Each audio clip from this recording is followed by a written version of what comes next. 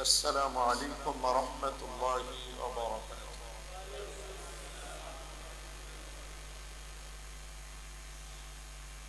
الحمد لله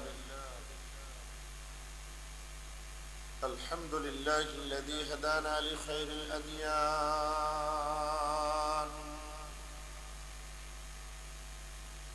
وما كنا لنهتدي لولا أن هدانا الله،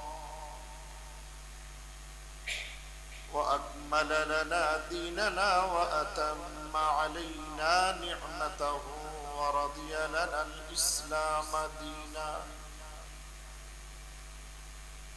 فلا نعبد ولا نستعين إلا إياه، والصلاة والسلام على شمس الهداية واليقين المميز بين الطيب والخبيث المهين، وعلى آله وأصحابه أجمعين. أما بعد، فأعوذ بالله من الشيطان الرجيم. بسم الله الرحمن الرحيم. يا أيها الذين آمنوا اتقوا الله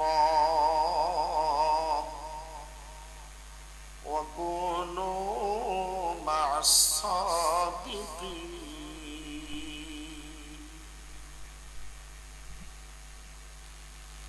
وقال رسول الله صلى الله عليه وسلم: الصدق ينجي والكذب يهلك. وقال رسول الله صلى الله عليه وسلم: إن الصدق بر، وإن البر يهدي إلى الجنة، وإن الكذب فجور، وإن الفجور يهدي إلى النار، أو كما قال عليه الصلاة والسلام. صدق الله مولانا العظيم، وصدق رسوله النبي الأمي الكريم، ونحن على ذلك لمن الشاهدين والشاكرين والذاكرين، والحمد لله رب العالمين.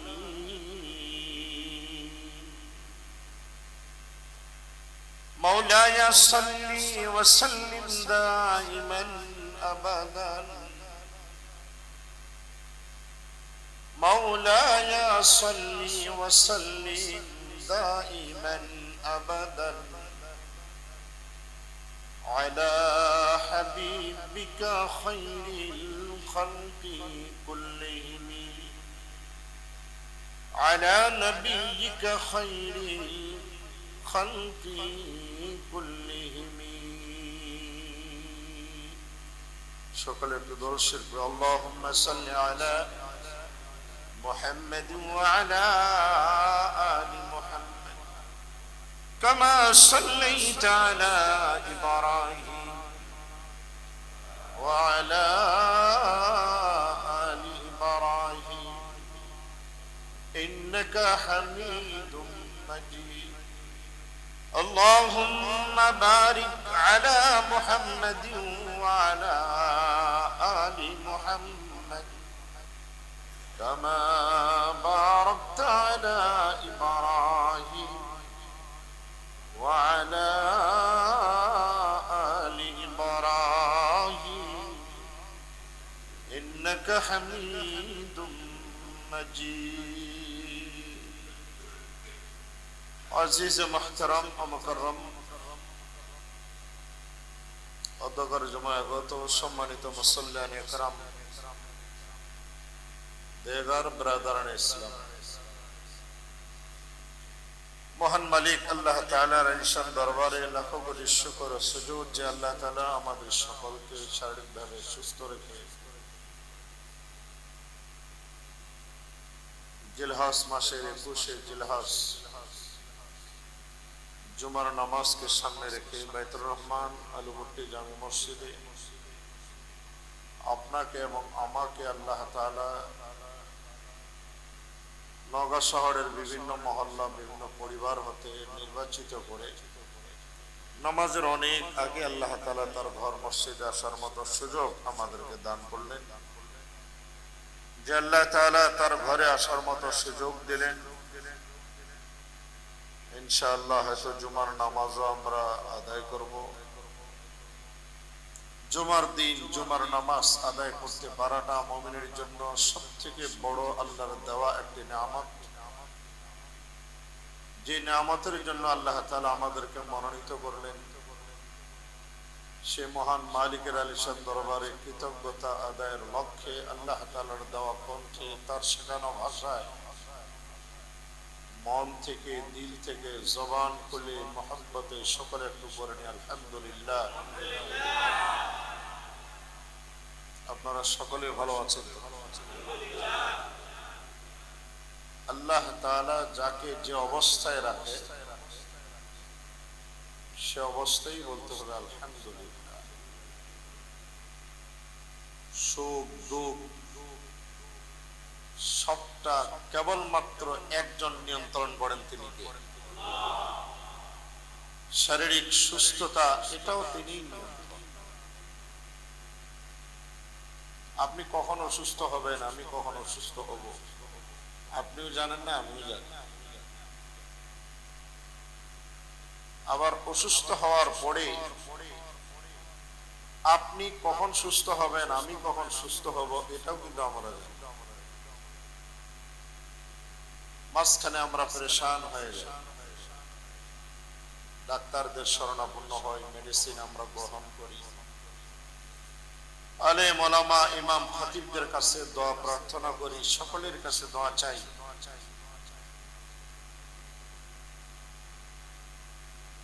আল্লাহ তাআলা যখন চান তখন আপনাকে আমাকে মুক্ত করে, আবার যতক্ষণ চান ততক্ষণ পর্যন্ত তিনি কেবলমাত্র অসুস্থ। এই জন্য সুস্থ থাকা অসুস্থ হওয়া এটা আপনার আমার এখতিয়ারে না, একজন কন্ট্রোল করেন, তিনি হলেন আল্লাহ। কুরআনুল কারীমে এই জন্য আল্লাহ তাআলা নবীজির থেকে স্বীকারোক্তি নিয়েছেন যে নবীজি আপনি যখন অসুস্থ হবেন বলবেন ওয়াইদা মারিজতু ফাহুয়া ইয়াশফিন, আপনি আমি যখন অসুস্থ হই একমাত্র শেফা দানকারী আল্লাহ। কোন কবিরাজ দিয়ে কোন হুজুরের ঝাড়ফুঁকে মেডিসিন দিয়ে তদবির করে কিছুই হয় না। করতে হয় কেন? এগুলি সুন্নাত। তাই আপনার অঢেল সম্পদ আছে,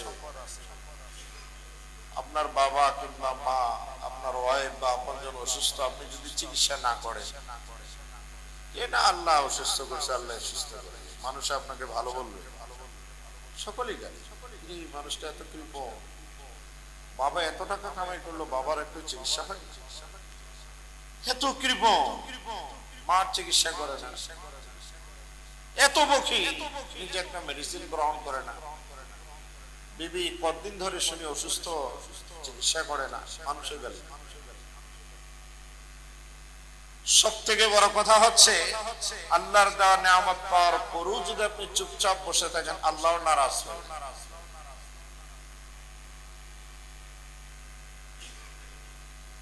এই জন্য আমরা দৌড়ঝাঁপ করি, চিকিৎসা করি।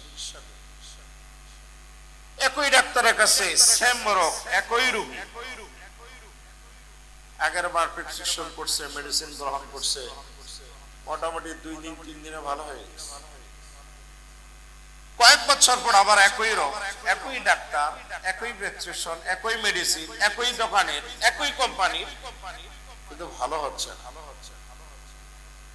ব্যাপারটা কি? মেডিসিনের কোনো ক্ষমতা আছে? ক্ষমতা একজন, যার কাছে সকল ক্ষমতা কেন্দ্র, যে কেন্দ্রের যিনি মূল মালিক, তিনি হলেন আল্লাহ। অসুস্থ হলে ওষুধ গ্রহণ করি, তা তো আল্লাহর নামেই। আল্লাহ যদি চান ভালো করবেন, আল্লাহ না চাইলে ওই অসুস্থ রোগ অবস্থায় মারা যাবে। সমস্যা জানের মালিক যিনি, তিনি যদি নেন, এত চিল্লাচিল্লি কেন? কোনো লাভ নাই, কাঁদেও কোনো লাভ নাই, চিল্লাচিল্লি করে কোনো লাভ। ইন্না লিল্লাহি, সব কিছু কার জন্য? আল্লাহর জন্য। আমরা তো বলছি ইন্না লিল্লাহি, নিশ্চয়ই আল্লাহর জন্য। মা ফিস সামাওয়াতি ওয়া মা ফিল আরদ, নভমণ্ডলে ভূমণ্ডলে যাহা কিছু সবটার একচ্ছত্র মালিক একজন, তিনি হলেন আল্লাহ। এই যে সুস্থ রেখে হাসপাতালের বেডে না শোয়ায়, বিছানায় রোগী করে না রেখে, গা গোসল করে পরিষ্কার পরিচ্ছন্ন হয়ে খুশবু লাগিয়ে, কেউ পায়ে হেঁটে, কেউ বাহনে জুমার নামাজে আমরা আসছি, আমাদের ইচ্ছা ছিল, আল্লাহ মঞ্জুর করেছেন তাই। অনেক মানুষের এরকম অনেক ইচ্ছা আছে, আজকে জুমার নামাজটা পড়বো, তারপরে কেমনে কেমনে যেন জুমা মিস হয়ে গেছে। তার নসিবে নেই, নসিবে তো থাকা। জুমা জামাতে হাজির হওয়া, এটা আল্লাহর দেওয়া একটা নেয়ামত। এই নামাজ একা পড়লে এক পেতেন, জামাতে নামাজ পড়ার কারণে 25 অথবা 27 গুণ। সুবহানাল্লাহ বলেন। তার মানে এক ওয়াক্তের নামাজ আপনি একা পড়ছেন, একে এক। ওই ওয়াক্তের নামাজটা শুধু জামাতে আসে, আমরা ইমামের পিছনে ইমাম হয়ে কিংবা মুক্তাদি হয়ে আদায় করলাম, তাহলে নামাজির ইখলাসের কারণে কেউ 25 পাবে, কেউ 27 পাবে। মনে করুন জোহরের নামাজ 4 রাকাত পড়তে আপনার 6 মিনিট লাগবে। এই 6 মিনিট আপনি একা পড়লেও লাগতো, জামাতে পড়লেও লাগতো, মাঝখানে একটু হাঁটাহাঁটি। হাঁটাহাঁটি করা লাভ না লস?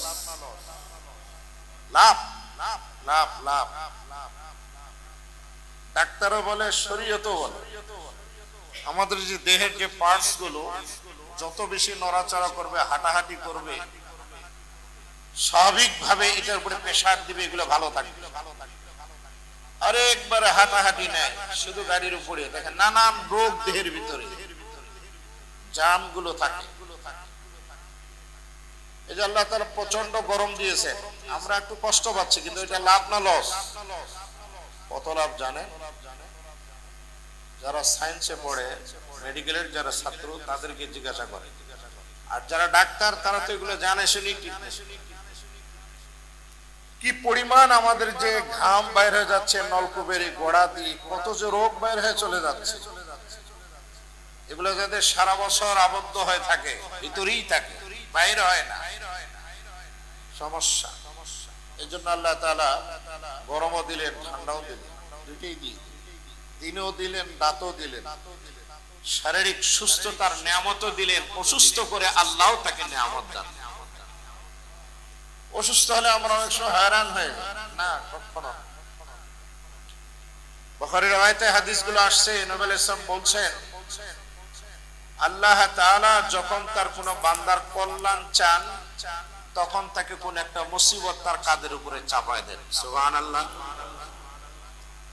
এই মুসিবত আসার পরে বান্দা যখন সবর করে, আল্লাহ পাক তাকে যেই জায়গায় পৌঁছানোর কথা, সবরের কারণে ওই স্টেপে, ওই তবকায় আল্লাহ তাআলা তাকে পৌঁছায়।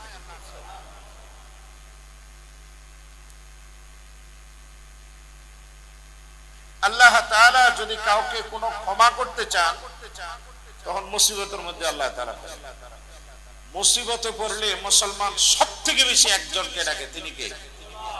সব সময় দেখি সুবহানাল্লাহ, আলহামদুলিল্লাহ, লা হাওলা ওয়ালা কুওয়াতা ইল্লা বিল্লাহ পড়তেই থাকে সবসময় আল্লাহ।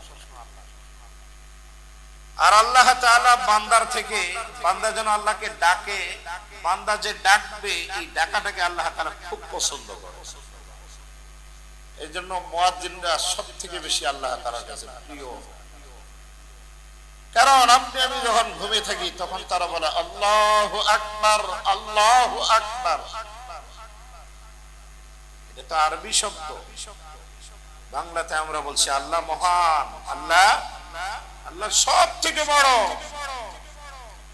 তো মুয়াজ্জিনের মুখ থেকে যখন এই আওয়াজটা বাহির হয়, আল্লাহর বড়াইত্বের কথা বলে, যখন সব মানুষ ঘুমে তখন মুয়াজ্জিন বলে আল্লাহু আকবার, আল্লাহু আকবার।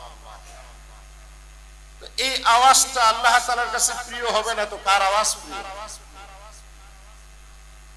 قال الله تعالى ومن أحسن قولا ممن دعا إلى الله وعمل صالحا وقال إنني من المسلمين। আল্লাহ তাআলা বলেন ওই ব্যক্তির কথার চেয়ে কার কথা আর উত্তম হতে পারে যে মানুষ মানুষকে ডাকে আল্লাহ তাআলার দিকে, আল্লাহ তাআলার বড়াইতের কথাগুলো বলে, আল্লাহ তাআলা বড় এই স্বীকারোক্তি জবান দিয়ে দেয়। ওয়া আমিলা সালিহার, নিজেও নেক কাজ করে।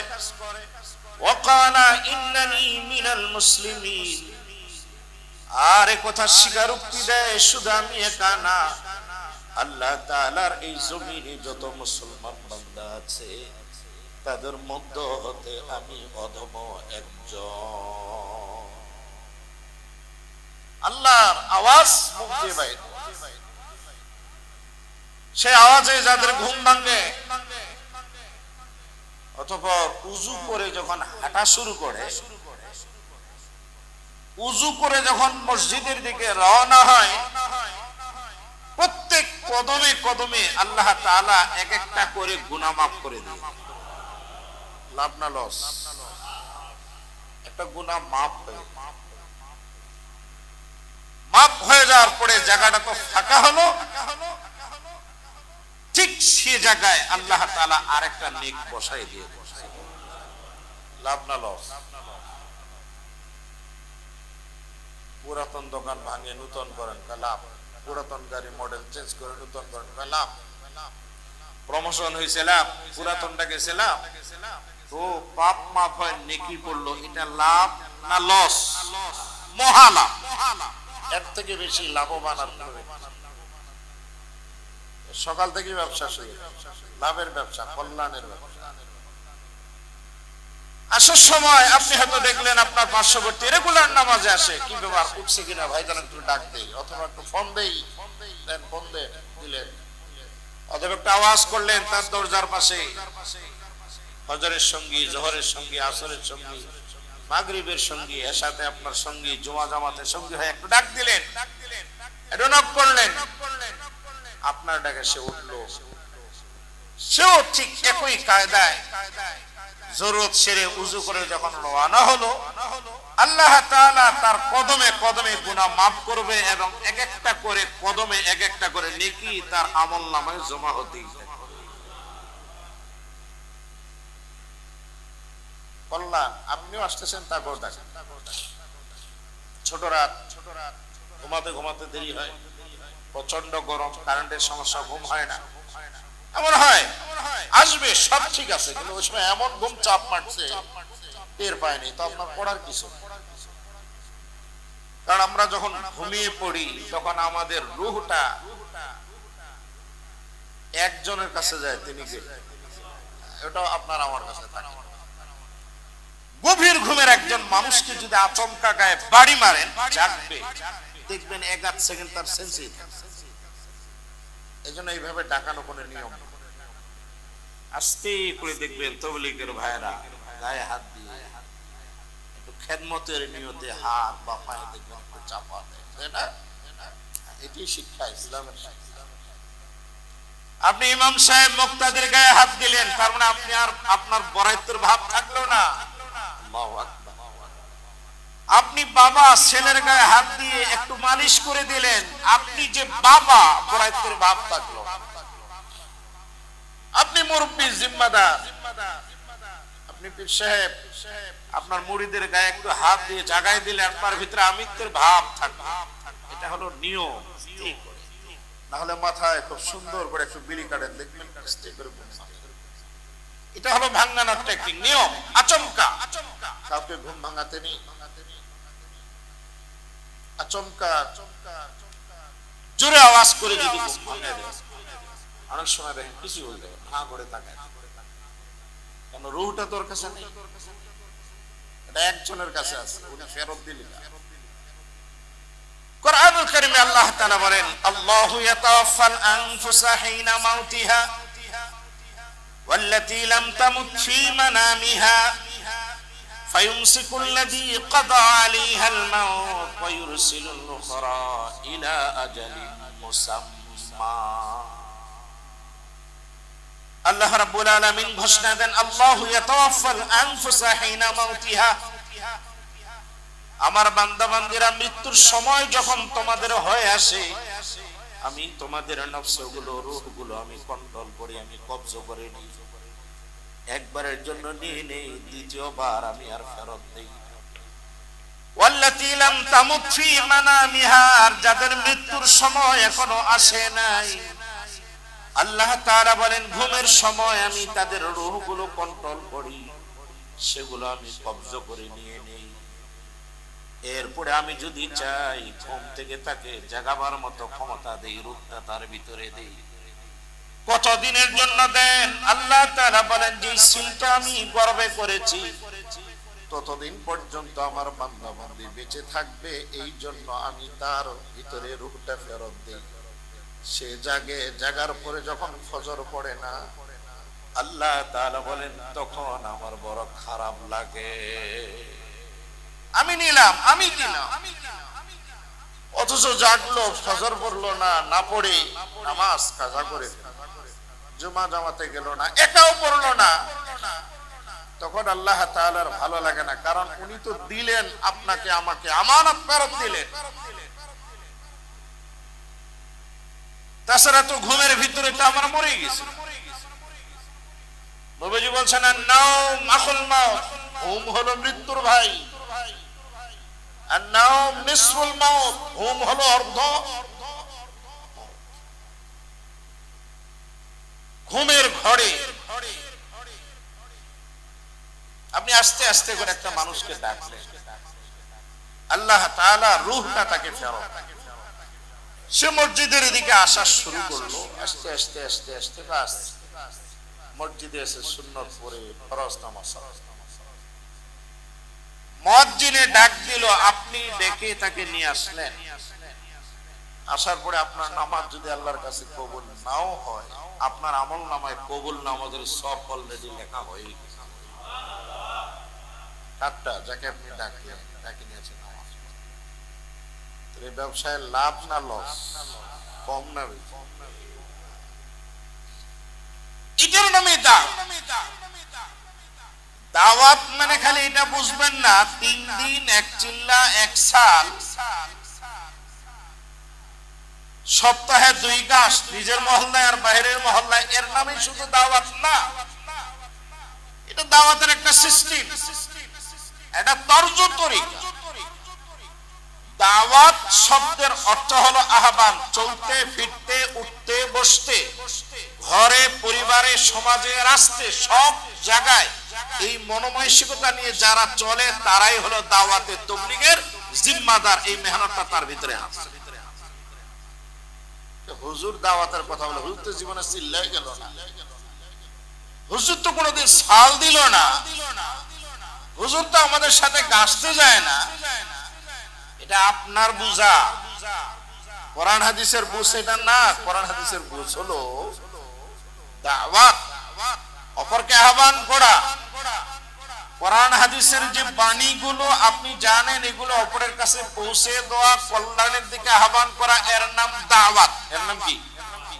এই যে মিম্বরে বসে বসে খতিবরা জুমার দিনে 50 মিনিট 1 ঘন্টা আলোচনা করে, এটাও এক একটা দাওয়াত। এক একটা কি? হ্যাঁ, সকলের দাওয়াত দেওয়ার ধরন এক হবে না। কেউ দলবদ্ধ হয়ে যাবে, কেউ একা একা যাবে, সকলে সকলের কাছে দাওয়াত দিতে যাবে। সকলে সকলের কাছে দাওয়াত দিতে যাবে না। দাওয়াত দেওয়ার স্তর আছে, ভাগ আছে। আপনি যাচ্ছেন, রিক্সা চালক, ভ্যান চালক, দোকানদার, পুলিশ, শ্রমিক, চলতে ফিরতে যাদেরকে পান, এই দাওয়াতি অভিযান কখনো কি কোনোদিন অফিস আদালতে গেছে? যায়নি, যেতে পারে না। সেখানে দাওয়াত দিবে কারা? ওখানে দাওয়াত দেওয়ার সিস্টেম হবে কি? ওটার সিস্টেমও ভিন্ন, ওটার জন্য লোকও ভিন্ন। আপনি আমি দাওয়াত দিয়ে একজন মানুষকে যখন মসজিদে নিয়ে আসি, সে যখন নামাজ পড়ে, আপনার আমার নামাজ আল্লাহর কাছে কবুল হতেও পারে, নাও পারে, সব পেতেও পারি, নাও পেতে পারি। কিন্তু একজনকে দাওয়াত দিয়ে যখন নামাজের দাওয়াত দিলাম, মসজিদে এসে যখন সে নামাজ আদায় করবে, আপনার অ্যাকাউন্টে কবুল নামাজের সব অলরেডি জমা হয়ে গেছে। প্রত্যেকের যার যার এরিয়ার ভিতরে দাওয়াত। পরিবারে আপনি কর্তা, বিবিকে দাওয়াত দেন, ছেলেকে দেন, মেয়েকে দেন। আপনি এই সমাজের মোড়ল, মাতাব্বর, আপনি সেখানে দাওয়াত দেন। আপনি অফিসের বস, আপনার কথা সকলে শুনে আপনি দাওয়াত দেন। আপনি মালিক, আপনার স্টাফ কথা শুনে আপনি দাওয়াত দেন। এই জিম্মাদারি আপনার। প্রয়োজনে নামাজের বিরতি দেন, নামাজ আদায় করানোর সিস্টেম চালু করেন। কারণ মালিক যদি ভালো হয়ে যায়, কর্মচারী ভালো, কর্তা যদি ভালো হয়ে যায়, পরিবারের সদস্যগুলো আশা করা যায় সকলে কি হবে? বাবা ভালো হলে সন্তানও ভালো। এটাই স্বাভাবিক। তারপর অনেক সময় আবার ভাগ্যের চাকা উল্টা দিকে ঘুরে, সেটা ব্যতিক্রম। এরকম 2-4টা কেস থাকে। বাবা নবী, ছেলে কাফের। বাবা কাফের, ছেলে কি? সব আল্লাহ পাকের কুদরত। আদত হলো ভালো থেকে ভালো, কুদরত হলো অনেক সময় ভালো থেকে খারাপ, আবার খারাপের থেকেও ভালো। আল্লাহ পড়ে গোবরের ভিড়ে পদ্মফুল। খারাপ পরিবার থেকে একটা মানুষ ভালো হয়, আবার ভালো মানুষের পরিবার থেকে কিছু খারাপ হয়ে যায়। চেষ্টা করার পরও যখন হয় না, বুঝতে হবে নসিব এলাকা।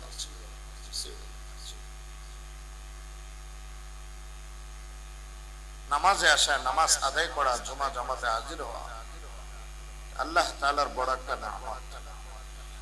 আল্লাহ তাআলা আমাদেরকে শারীরিক সুস্থতা দান করেছেন, বিশাল বড় একটা নিয়ামত। কত মানুষ অসুস্থ, হজে গিয়ে এবার কত মানুষ হিটস্ট্রোকে, রাস্তা ভুলে দলছুট হয়, কাফলার থেকে ছুটে গিয়ে পেরেশান হয়ে কি কোথায় মারা গেছে।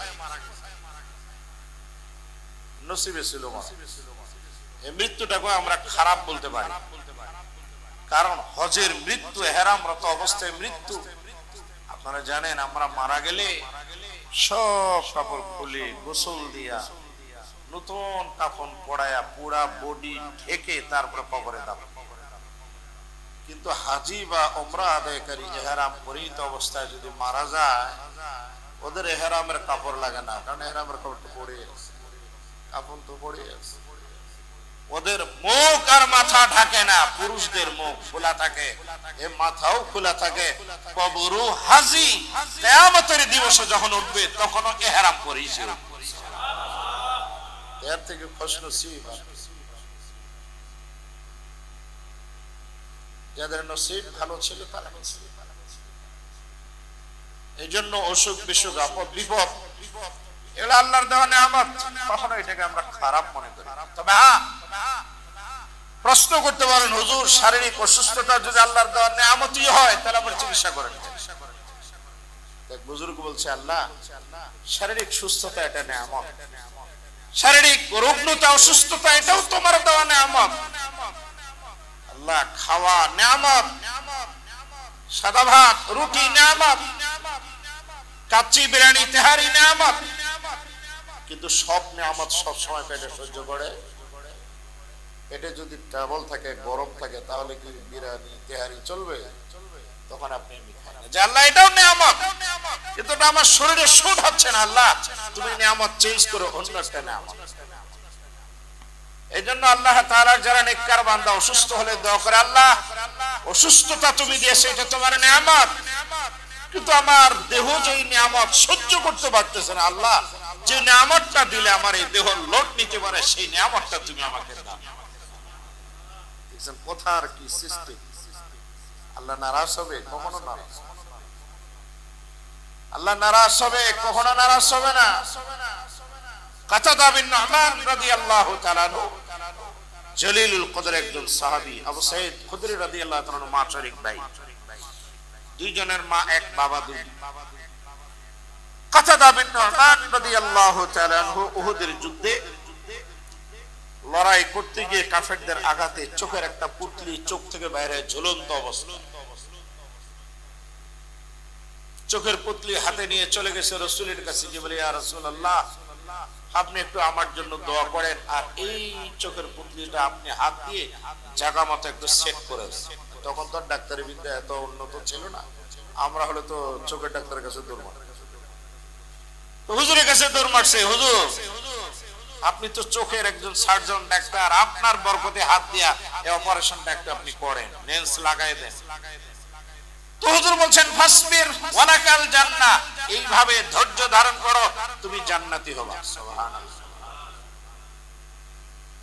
সাহাবী মুস্কি হাসি দিয়ে বলে, হুজুর মৃত্যুর পরবর্তী জান্নাত মুমিনের জন্য সর্বোচ্চ নেয়ামত, আর এই দুনিয়াতে মুমিনের জন্য নেয়ামত হলো ঘরে একটা সুন্দরী সতী আল্লাহওয়ালা স্ত্রী থাকা, এটা হলো এই দুনিয়ার শ্রেষ্ঠ নেয়ামত। আমি আমার বিবিকে খুব ভালোবাসি, সে আমাকে অত্যাধিক ভালোবাসে, দাম্পত্য জীবনে আমাদের 100 মিল। ওয়া ইন রাআত হিয়া, আমার এই চোখ যদি সে দেখে তাহলে সে আমার প্রতি একটু খারাপ, হয়তো আমাকে নিয়ে খারাপ মন্তব্য করবে, আমার কাছে নাও থাকতে পারে, আমার থেকে হয়তো চলে যেতে পারে। তো দুনিয়ার এই নিয়ামত যদি হাতছাড়া হয়ে যায় তাহলে এটা কেমন দেখায়? কাজে আপনার কাছে আরজু আখিরাতের নিয়ামত জান্নাতটাও যেন ঠিক থাকে, আর এটাও যেন ঠিক থাকে, আপনি একটু ব্যবস্থা করে দেন। কথার ধাসে রাসূলুল্লাহ সাল্লাল্লাহু আলাইহি ওয়াসাল্লাম আস্তে করে চোখের পুতলিটা নিয়ে জায়গা মতো সেট করে দিয়ে মুখের লালা দিয়ে ফাইন করে।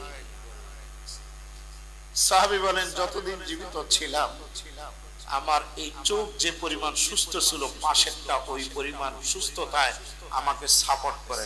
সুবহানাল্লাহ। আমার দুনিয়ার নিয়ামতটাও ঠিক থাকলো, আখিরাতেরটাও কি থাকলো। সাহাবী এমন ভাবে বলছেন, নবীজি বাবা তো মুমিনের কথা হবে ঠিক সেই ধাঁচে যেন আল্লাহ নারাজ না। আমরা যে কত ভাবে আল্লাহকে নারাজ করে নিজে, মুখ কন্ট্রোল নাই, মুখ দিয়ে কত আজে বাজে কথা বলি, জিহ্বা কন্ট্রোল নাই, কত গীবত শিকায়ত করি, জিহ্বার স্বাদ মেটাবার জন্য হালাল হারাম কোনো তো মিস করি, জায়েজ না নাজায়েজ খাওয়া যাবে কি না, জিহ্বার স্বাদ মেটাবার জন্য কত কিছু আমরা করি।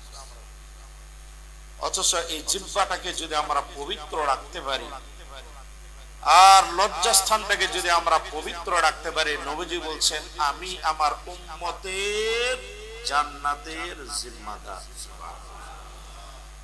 قال رسول الله صلى الله عليه وسلم من يضمن لي ما بين لحييه وما بين رجليه اضمن له الجنة। আল্লাহর হাবিব বলেন, কোন উম্মতের নারী পুরুষ যদি নিজের দুই ঠোঁটের মাঝখানে জিহ্বা আর দুই রানের মাঝখানে লজ্জাস্থানের পবিত্রতার নিশ্চয়তা দিতে পারে আমি মদিনার নবী আমার উম্মতের নারী পুরুষের জন্য জান্নাতের জিম্মাদার বনে গেলাম। আজকে জিহ্বা দিয়ে কি পরিমাণ আমরা জবান দিয়ে কত মানুষকে আমরা কষ্ট দিই, অযথা অন্যায় ভাবে গালি দিই, জবান চালায় না, মানুষের মুখটা খুব খারাপ, বহবাস অশ্লীল বাক্য। মুখ যখন খারাপ হয় বাংলা ইংলিশ এমন ভাবে বাইর হয়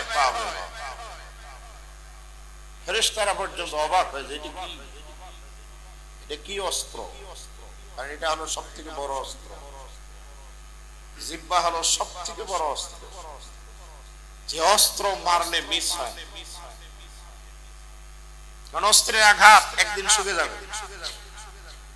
কাউকে গুলি করছেন, অস্ত্র দিয়ে আঘাত করছেন, লাঠি দিয়ে বাড়ি মারছেন, ঢেল মারছেন, আঘাত একদিন শুকে যাবে, ভুলে যাবে। জিহ্বা দিয়ে যদি অন্যায় ভাবে কাউকে গালি দেন, মৃত্যুর আগ মুহূর্ত পর্যন্ত এই গালির দাগ মুছবে।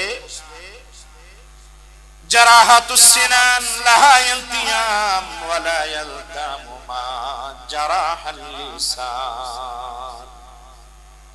কবি বলেন অস্ত্রের আঘাত একদিন শুকে যাবে, বিষ ব্যথা সব দূর হবে, ভুলে যাবে। ছোটবেলা দুই বন্ধু মারামারি করে একজন আরেকজনের কান কেটে ফেলছে, কান কেটে গেছে, জরা লাগছে, বড় হওয়ার পরে ভুলে গেছে। কিন্তু কটু কথা কাউকে যদি একটু বলেন, যেটা বলা আপনার উচিত হয়নি, অন্তর কিন্তু ঝাঁঝরা হয়ে যাবে, দিলটা টুকরা টুকরা হয়ে যাবে। আজীবন খেয়াল থাকবে এই কথাটা আমার, এই কথাটা আপনার বলার ঠিক নাই। জিহ্বা কন্ট্রোল করে। আমলিক লিসানাক। সাহাবী বলেন ইয়া রাসূলুল্লাহ উসিনি, আমার একটু ওসিয়ত করেন, একটু উপদেশ দেন। সাহাবী বলেন আমাকে একটু উপদেশ দেন। হুজুর বলেন আমলিক লিসানাক, জিহ্বাটারে কন্ট্রোল, এটাই উপদেশ। এজন্য জিহ্বা দিয়ে কাউকে অযথা গালি দেওয়া যাবে না, কারো গীবত শিকায়ত করা যাবে না, কারো দোষ চর্চা করা যাবে না। এই জিহ্বা দিয়ে মিথ্যা কথা বলা যাবে, মিথ্যা কথা এটা মারাত্মক গুনাহে কাবীরা। আজকে আমরা ছোটখাটো বিষয়, ব্যক্তি, পরিবার, সমাজ, রাষ্ট্র, ব্যবসা বাণিজ্য, লেনদেনে মিথ্যা কথা, মিথ্যা কথা বলা গুনাহ। নবীজি বলছেন as-sidqu yunji wal kidhbu yuhlik, সততা, সত্যতা মানুষকে মুক্ত করে আর মিথ্যা মানুষকে হালাক করে, ধ্বংস করে। সততা, সৎ কথা বলা, এটা জিহ্বার একটা বড় গুণ। জিহ্বা কেটে যাবে তাও মিথ্যা কথা বলবে। নবীজি বলছেন ইন্নাস সিদকা তুমানিনাতুন, সততা হলো প্রশান্তি। ওয়া ইন্নাল কিযবা রিবাতুন, আর মিথ্যা হলো রিবা, অন্তরের অস্থিরতা। আরে হুজুরকে তো মিথ্যা কথা বললাম, যদি প্রমাণিত হয়। বসকে তো মিথ্যা কথা বললাম, স্বামীকে তো মিথ্যা বললাম, ওস্তাদকে তো মিথ্যা কথা বললাম, যদি প্রমাণিত হয়। ভাইকে তো মিথ্যা কথা বললাম, এটা যদি প্রমাণিত হয়। বাবা ছেলেকে মিথ্যা কথা বলছে, ছেলে যদি জানতে পারে আমি মিথ্যা বলছি, তখন দেখবেন ওর ভিতরে ধরপড়ি ছিল। ওয়াইনাল কিযবা রিবা। নবীজি বলেন ইন্নাস সিদকা বিররুন, সত্য বলাটা নেক কাজ। সুবহানাল্লাহ, যত সত্য বলবেন তত নেক, তত নেক। ওয়া ইন্নাল বিররা ইয়াহদি ইলাল জান্নাহ, আর যারা নেক কাজ বেশি করে আল্লাহ তাআলা তার জান্নাতের রাস্তা সহজ করে। ওয়া ইন্নাল কিযবা ফুজুর, মিথ্যা বলা এটা হলো পাপ, পাপ। ওয়া ইন্নাল ফুজুর ইয়াহদি ইলান নার, আর যারা বেশি পাপ করে তার জায়গা একটা, সেটা হলো জাহান্নাম। জোরে বলেন নাউজুবিল্লাহ। আমরা কথায় কথায় এই ছোটখাটো বিষয়। হুজুর আপনার যে ওয়াজ করে একটু মিথ্যা কথা না বললে কি এখন ব্যবসা চলে? জোরে বলেন না। এখানেই পরীক্ষা। আপনি জবান দিয়ে সমানে সারাদিন মিথ্যা কথা বললেন, আর এই জিব্বা দিয়ে আবার ওখানে গিয়ে সুবহানাল্লাহ সুবহানাল্লাহ মারেন, কাম হবে নাকি? জিব্বাটার আগে শেষ তারপরে গিয়ে সুবহানাল্লাহ। দোকানে বসলে 199টা মিথ্যা কথা বলে, আবার মসজিদে আসে তাসবিহ দিবেন, লাভ নেই, কোনো লাভ নেই। তওবা বার লফজ সবহা বার কফ দিল পুরা দৌকে গুনা মাসিয়াত রা খান্দামি আয়াত জে ইস্তিগফার মা। তওবা বার লফজ সবহা বার কফ দিল পুরা দৌকে গুনা মাসিয়াত রা খান্দামি আয়াত জে ইস্তিগফার মা। কবি বলছেন, ও আল্লাহর বান্দা, তুমি মুখ দিয়ে সুবহানাল্লাহ সুবহানাল্লাহ বল, আর তাসবিতে তুমি আল্লাহু আকবার আল্লাহু আকবার জপ করতেছো, অথচ তোমার দিলের ভিতরে গুনাহ ভরপুর। ব্যবসায়িক মসনদে বসে, চাকরির চেয়ারে বসে, ক্ষমতার মসনদে বসে পাপ কাজ তুমি বেশি করছো। তোমার জবানের সুবহানাল্লাহ, হাতের তাসবিহর কোনো দাম নাই। তোমার পাপ তোমাকে দেখে হাসে। এটা কোন ধরনের মানুষ? মুখে বলে একটা, অন্তরে হলো আরেকটা। মাসিয়াতারা খান্দামি আয়াত জে ইস্তিগফার মা। জিহ্বাটারে কন্ট্রোল করো। মরে যাব, সত্য কথাই বলবো, মিথ্যা বলবো না, ইনশাআল্লাহ বলেন। চেষ্টা করে কমান কমান। যেভাবে জিহ্বাটাকে আমরা মানে নিয়ন্ত্রণহীন করে ফেলছি, যদি বলা লাগে সত্য বলে, অর্থপক্ষে চুপ থাকে। মান সামাতা নাজা। নবীজি বলছেন যে চুপ থাকলো সে মুক্ত, চুপ থাকাই নিরাপদ। কোথাও বসছেন, সকলে কথা বলছে, আপনি চুপ থাকেন। চুপ থাকাটা ইবাদত। লেখা চুপ। ওই মজলিসে যদি ভালো কথা হয় কান খুলে শুনে, যখন দেখবেন কাকে নিয়ে সমালোচনা করা হচ্ছে, আস্তে করে মজলিস ত্যাগ করে চলে যাবে, তাহলে বাঁচবেন। মান সাকাতা মান সামাতা নাজা। চুপ, বাস, নিরাপদ। জবান খুলবেন। জিহ্বাটা খুব মারাত্মক, কারণ এটা এমন একটা অস্ত্র, এটা দিয়ে মানুষকে একবারে টুকরা টুকরা করা। এখনই আমি স্বাভাবিক কোরআন হাদিসের কথাগুলো বলছি। আপনাদের কাউকে নিয়ে যদি মিম্বর থেকে একটা খারাপ কথা বলি, দেখবেন উনি তো চটবে চটবে, সকলে চটবেন, যদি এই জায়গায় কি এই কথাটা বলা লাগবে। জিহ্বা খুব মারাত্মক। এই জন্য নবীজি বলছেন, আমলিক লিসানাক, জিহ্বা কন্ট্রোল করো। সাহাবী বলেন, ওসিয়ত করেন, ওয়াবকি আলা খাতিয়াতিক। হুজুর বলেন, তোমার যে পাপ হয়েছে এই জন্য নির্জনে বসে কাঁদো। সাহাবী বলেন, হুজুর আবার ওসিয়ত করেন। নবীজি বললেন, প্রয়োজন ছাড়া ঘরের বাইরে যেও না। প্রয়োজন ছাড়া ঘরের বাইরে। আর আমাদের প্রয়োজন থাক আর না থাক, সবসময় ঘরের বাইরে, সবসময় ঘরের বাইরে, ঘোরা ফেরা, কোনো কাম নাই, সময় আমরা নষ্ট করি, অপচয় করি। দোকানে 4 স্টলে কোনো ইয়াতে বসে সময় নষ্ট করি। কত গিল্লা গেবাতের মধ্যে জিহ্বাটারে আমরা অপবিত্র করে দিয়েছি। রায়াতের মধ্যে আসছে, যখন মানুষ একটা মিথ্যা কথা বলে এত দুর্গন্ধ ছড়ায়, ফেরেশতারা আপনার আমার থেকে সরে চলে যায়। মলমূত্রেরও দুর্গন্ধ আছে, এত বাজে দুর্গন্ধ হলো যখন মিথ্যা কথা। এই জন্য যারা মিথ্যা কথা বলে ওদের জিহ্বা কেচি দিয়ে কেটে ফেলা হবে, কেচি দিয়ে কেটে। এটা হলো শাস্তি।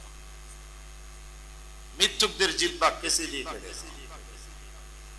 এমন এক সিচুয়েশনে পড়ে গেছেন যে এখানে বললে মিথ্যা হবে, আপনি চুপ থাকেন, কোনো জবাব দিবেন, একে সাইলেন্ট হয়ে যান, বা বলবেন যে বিষয়টা আমি বেশি অবগত না, আমাকে জিজ্ঞাসা করেন। কারণ আপনি বলতে গেলেই মিথ্যা হবে, বলার দরকার নেই। আপনি জিহ্বাটাকে কন্ট্রোল করেন, চুপ থাকেন। কারণ সত্য কথা বলা বিশাল বড় একটা ইবাদত। মুখ দিয়ে অনেক ইবাদত করতেছি কিন্তু ওই জিহ্বাটা অশ্লীল, গীবত শেখায়, পরনিন্দা, মিথ্যা কথা বলার কারণে নেকগুলো এমনি নষ্ট হয়ে যাচ্ছে। এই কারণে আল্লাহ তাআলা সূরা তাওবার 119 নম্বর আয়াতের মধ্যে বলছেন, ইয়া আইয়ুহাল্লাযীনা আমানুত্তাকুল্লাহ ওয়া কুনু মা'আস সাদিকিন। আল্লাহ তাআলা বলেন, আমার ঈমানদার বান্দা বান্দীগণ, আমি আল্লাহকে ভয় করো, আর যারা সত্যবাদী তাদের সঙ্গ তোমরা ধরো, সত্যবাদীদের দলে তোমরা নাম লেখাও, সত্যবাদীদের কাতারে তোমরা সারিবদ্ধ হও। ওয়া কুনু মা'আস সাদিকিন। দুনিয়াতে যত মানুষ আছে যারা ব্যবসা করে দেখবেন সবসময় ব্যবসার কথাই শুনছে, যারা কৃষি কাজ করে দেখবেন ওই কৃষি কাজের কথাই শুনছে, যারা খেলারি খেলে তাদের কাছে দেখবেন এই খেলারি গল্প শুনে, যারা রাজনীতিবিদ যে যে দলের দেখবেন কথা বললেই রাজনীতির একটা পেশ থাকবে, যারা ডাক্তার ডাক্তারি বিদ্যা নিয়ে সবসময় আলোচনা পর্যালোচনা, ইঞ্জিনিয়ার দেখবেন তার ওই তন্ত্র মন্ত্র, ব্যারিস্টার তারা তাদের পড়ালেখা। যখন কোন আহলুল্লাহ আল্লাহওয়ালা বুজুর্গ ব্যক্তির কাছে বসবে, ও কিন্তু দুনিয়ার কোনো গল্প করুন, হয়তো কোরআন থেকে না হয় হাদিস থেকে না হয় কোন সাহাবীর কথা, যে কোথায় আপনার আমার খোরাক হবে, আপনার আমার ঈমান পরিশুদ্ধ হবে, আমলের পুঁজি করবে, এই ধরনের ব্যক্তিরা হলো সাদিকিন, সত্যবাদী। আল্লাহ বলছেন তাদের সঙ্গ তোমরা ধরো। ওয়া কুনু মা'আস সাদিকিন। পাপ কাজ যতগুলো আছে তার মধ্যে একটা পাপ কাজ হলো মিথ্যা কথা। মিথ্যার থেকে যদি বাঁচতে চান, আহলুল্লাহ আল্লাহর যারা নেককার বান্দা, আপনার কাছে যাদেরকে নেককার পরহেজগার মনে হয়, সত্য কথা বলে, আপনি তাদেরকে ফলো করেন, তাদের সহবত ইখতিয়ার করেন, তাহলে আপনি এই আয়াতের মেজদাক। আর ওই আয়াতের মেজদাক যদি হন, তাহলে সত্যবাদীদের সাথে আল্লাহ তাআলা আপনাকে জান্নাতের মেহমান হিসেবে করবেন। এই জন্য দুনিয়াতে সাথী সঙ্গী বন্ধু কে আপনার সাথে চলছে, মোবাইলের ফ্রেন্ড লিস্টে যেরকম আপনার শেয়ারিটি দেখেন কারা কারা আছে, বন্ধুর তালিকায় দেখেন কারা কারা আছে, আপনার এগুলো কারা কারা ফলো করে, ঠিক এইভাবে লিস্ট করে আল্লাহ তাআলা কিয়ামতের দিবসে দেখবেন তাদের সম্পর্ক আল্লাহওয়ালা। সত্যবাদী, সত্য কথা বলতে বলতে একজন মানুষ সিদ্দিক হয়ে যায়, সত্যবাদী। মানুষ যখন সত্য কথা বলে, বলতে বলতে হাত্তা ইয়াকুনা সিদ্দিকান, ও সিদ্দিক হয়ে যায়। আরেকজনে মিথ্যা কথা বলতে বলতে সে আল্লাহর কাছে মিথ্যুক হিসাবে প্রমাণিত হয়। জোরে বলেন। এই জন্য সত্য কথা বলার চেষ্টা, মিথ্যা আমরা বলবো না।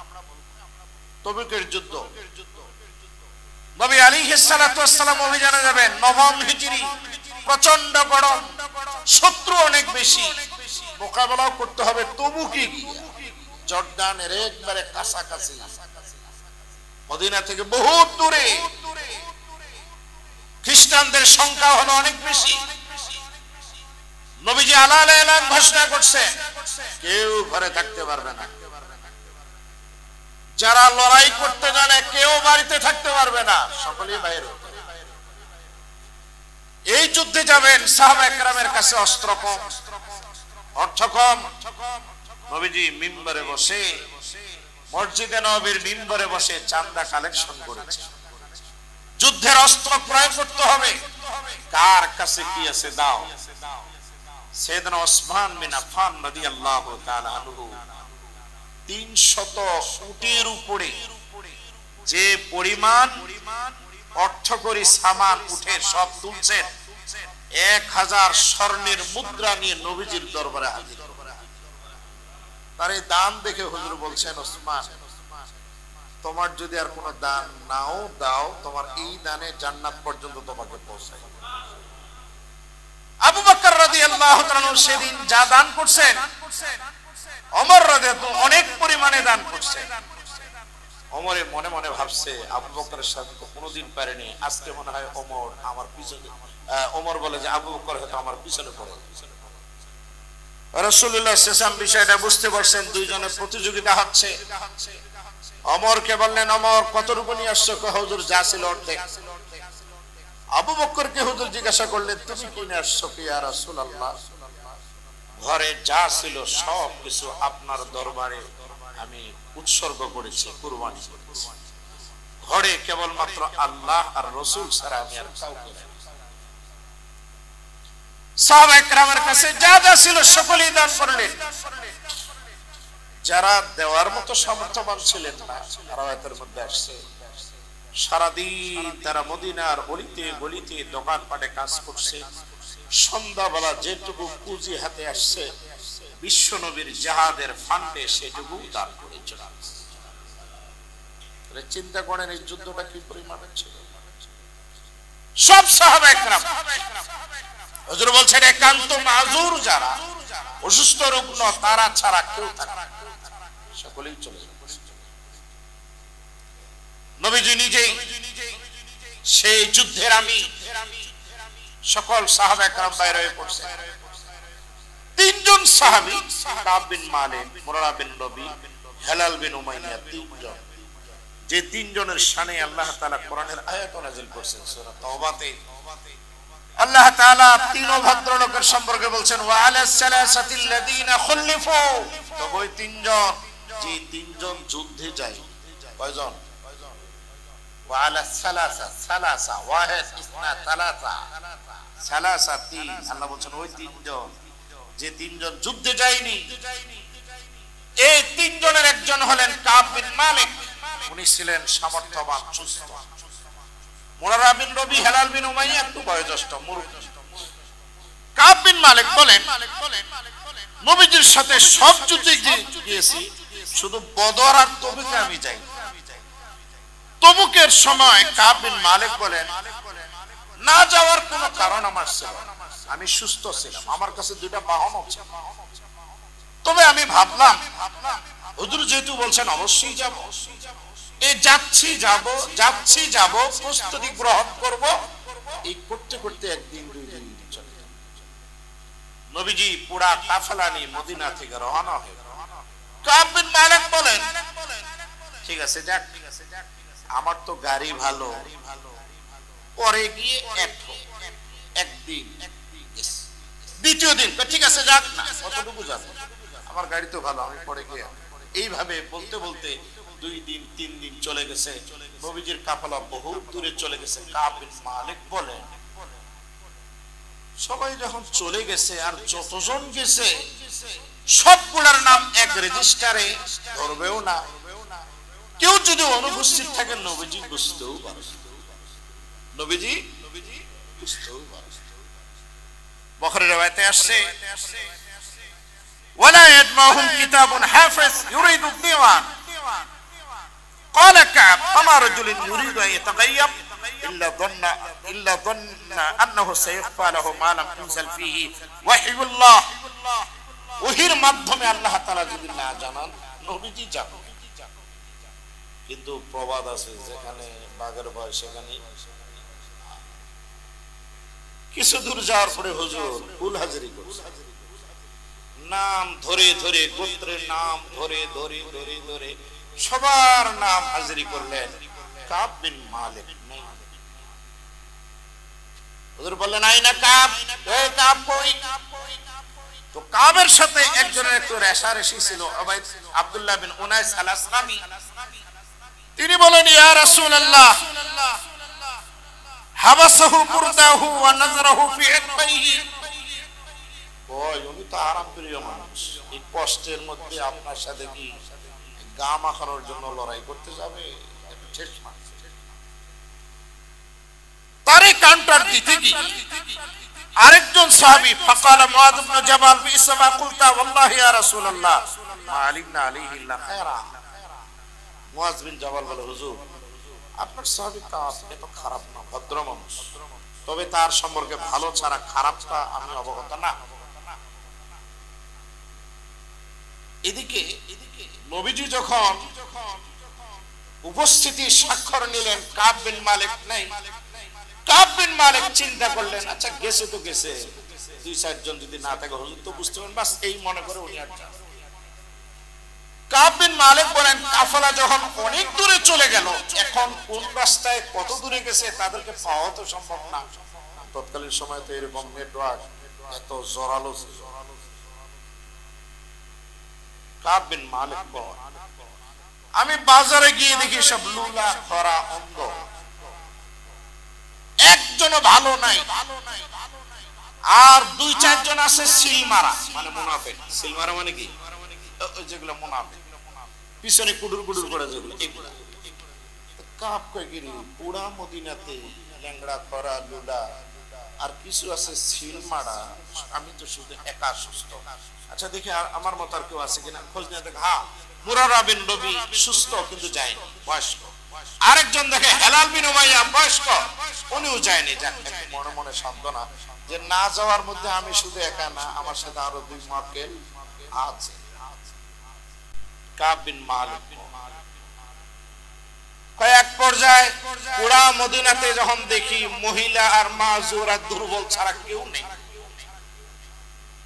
তো আমি চিন্তা করলাম, যাক যুদ্ধ শেষ করে যখন হুজুর আসবে, সামনে বসলে যদি ধরপাকড় পড়ে একটু গরমিল দিয়ে বাস বাইরে চলে।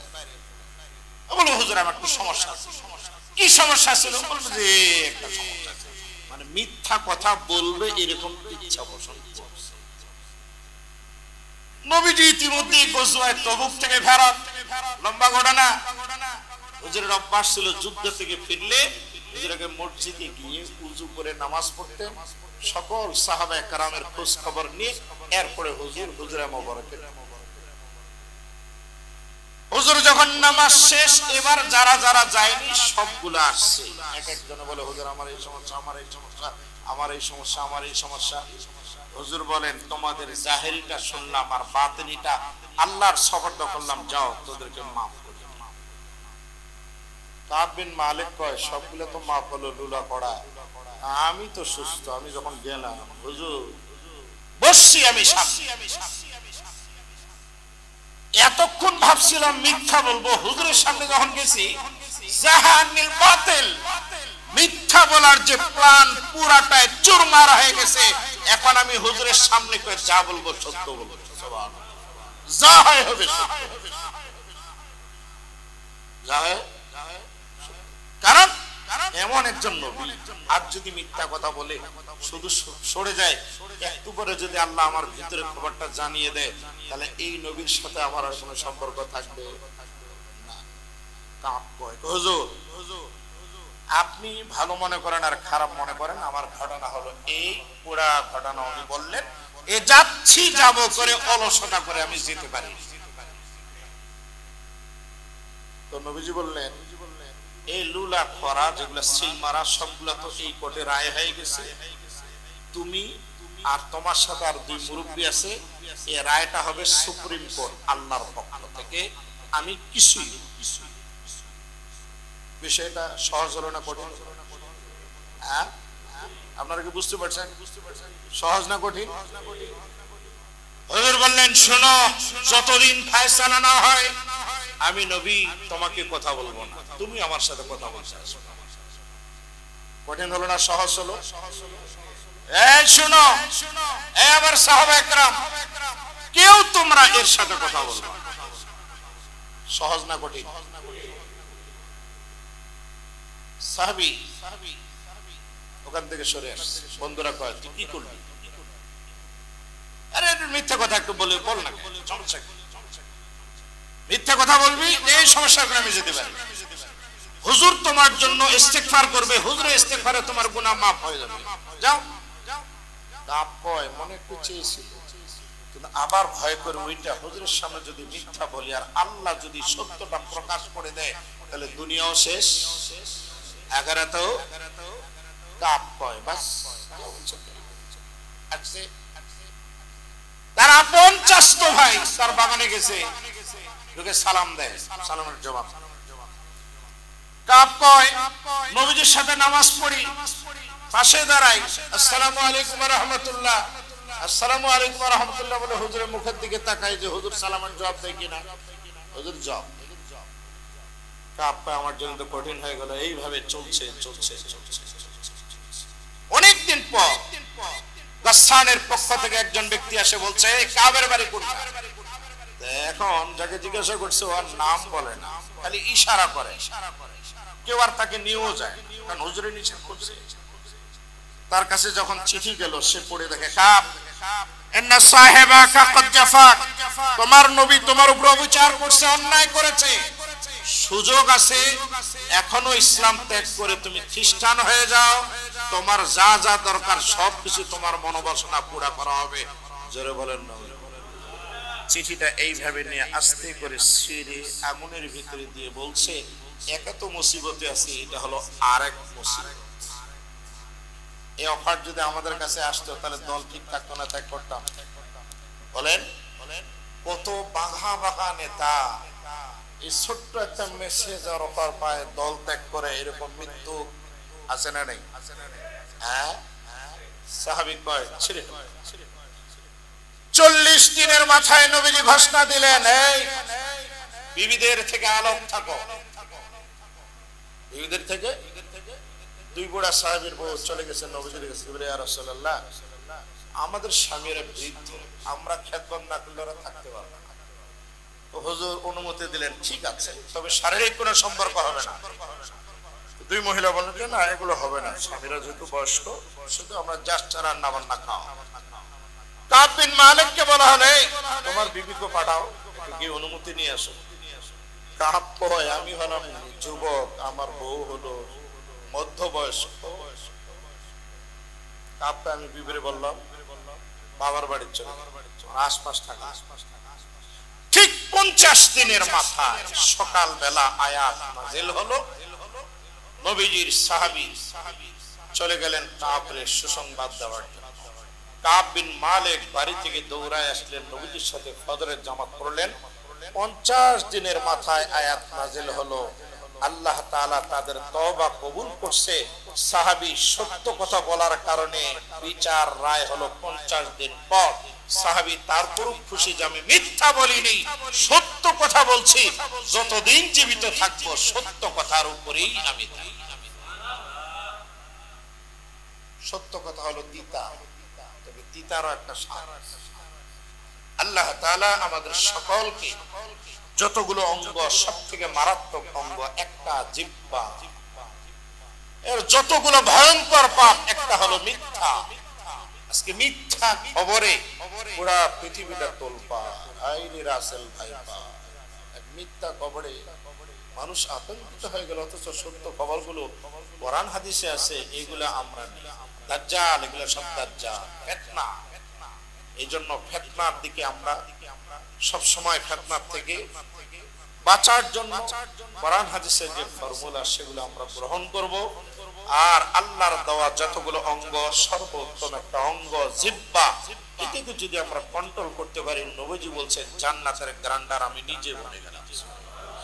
আল্লাহ তাআলা আমাদের সকলকে যত কথাই বলবো, ভালো কথা যেন বলি, সত্য কথা যেন বলি, মিথ্যা যেন না বলি। মিথ্যা থেকে আল্লাহ তাআলা আমাদের সকলকে হেফাজত।